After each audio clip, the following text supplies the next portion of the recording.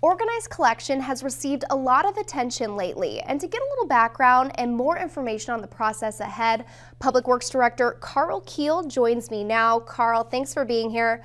First off, what is organized collection? Well, currently we have a system that we would refer to as partially organized. That is, we license haulers, and then we restrict the days that haulers can pick up trash in a given neighborhood to a specific day. What we're talking about for organized collection is that we would have a system where the city would contract with one or multiple haulers, and then rather than contracting directly with a given hauler, each individual property owner, the city would do that as a whole, and people would use the contract that the city negotiates. So why is the City Council considering organized collection? Over the years, the council has received a great deal of input from the community with concerns about our existing collection system. And so they've heard from residents on a wide range of things, probably the largest having to do with impacts in the neighborhood. We do have 7 licensed haulers, and to collect trash, that takes 3 trucks from each hauler. One for garbage, one for recyclables, and one for yard waste. So there's the potential in a neighborhood that you might have 21 vehicles on garbage day, which is quite a few. If you move to organized collection, you reduce that down to 3.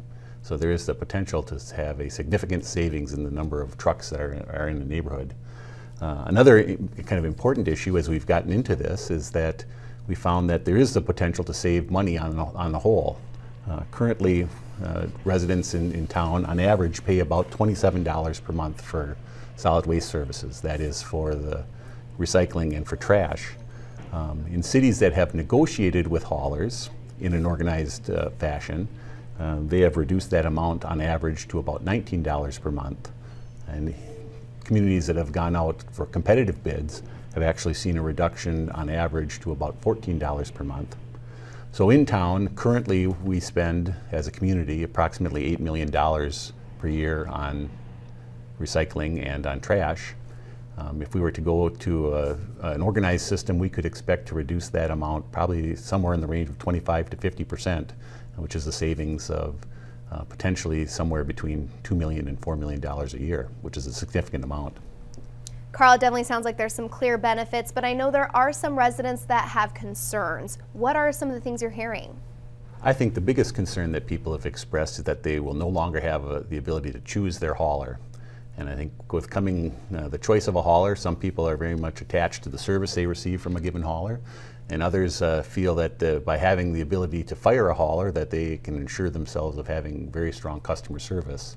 So I think the issue of free choice and free market is a large issue, and the other large issue has to do with customer service. So I know this has been a very long process. Where are we in the process, and kind of what's next? What can we expect with organized collection? Well, I think the first point to make is that the council is only considering organized collection at this point. They have not made any decision to move ahead with organized collection. So our existing open system still prevails. The process to go to organized collection is outlined in state law, and even before we started the state mandated process, the council about 2 years ago started a master planning process for solid waste management plan to kind of look at all solid waste issues in the community, including organized collection. We began the actual formal process in the fall of 2014, last fall. The first step of that was to develop a list of specifications for the service of garbage collection. And then we had negotiations with the 7 haulers that exist in the community today. Would note again that as we talk about this, we are talking about organized collection only applies to residential properties. It does not apply to multifamily buildings and to commercial properties. So only for single family residential and for some townhomes is what we're talking about here. And so we had negotiations with our existing haulers, and those negotiations came to a close last week. So we have a final proposal from them for price. Happy to report that on most issues we had agreement with them about what types of services we provide and how those services would be provided. The one thing that we haven't reached agreement yet is on the actual price. So that's something we're continuing to work on. Earlier this year we started the second phase of that process, which is the formation of an options committee. We call it an OCOC, an Organized Collections Option Committee. And that's a committee that's made up of 3 city council members and 2 staff members. And the charge of that committee is to develop options for consideration by the city council, recommendations to the city council about other ways that organized collection can be implemented.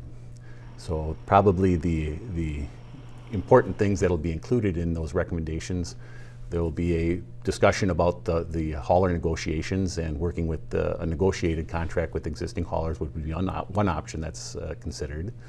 And likely the other option would be some form of RFP or RFQ, which is a competitively procured contract. So Karl, what are the next steps? What are residents going to see happening in the coming weeks and months?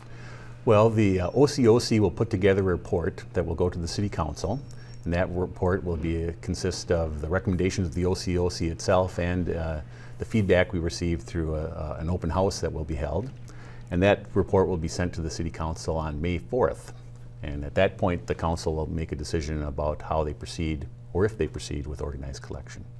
And so if I'm a resident and I still have some questions that I want to get figured out, where can I find more information on organized collection and some of the City Council's decisions and stuff like that? The best place to find that information is on the city's website. And if you go to the main page of the website, there is currently a tab that will bring you to our organized collection site. Or you can always just search on organized collection, and that will get you to that information.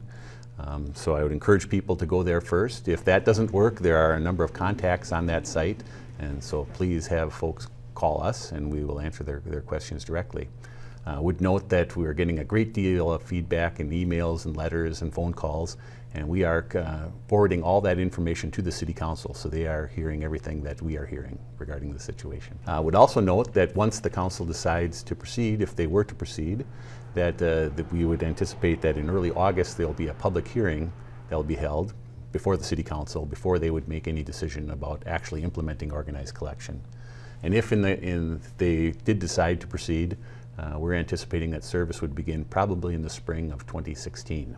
All right. So about a year from now. All right, thanks so much for being here. Again, that was Karl Keel, Public Works Director for the City of Bloomington. Thanks so much for watching.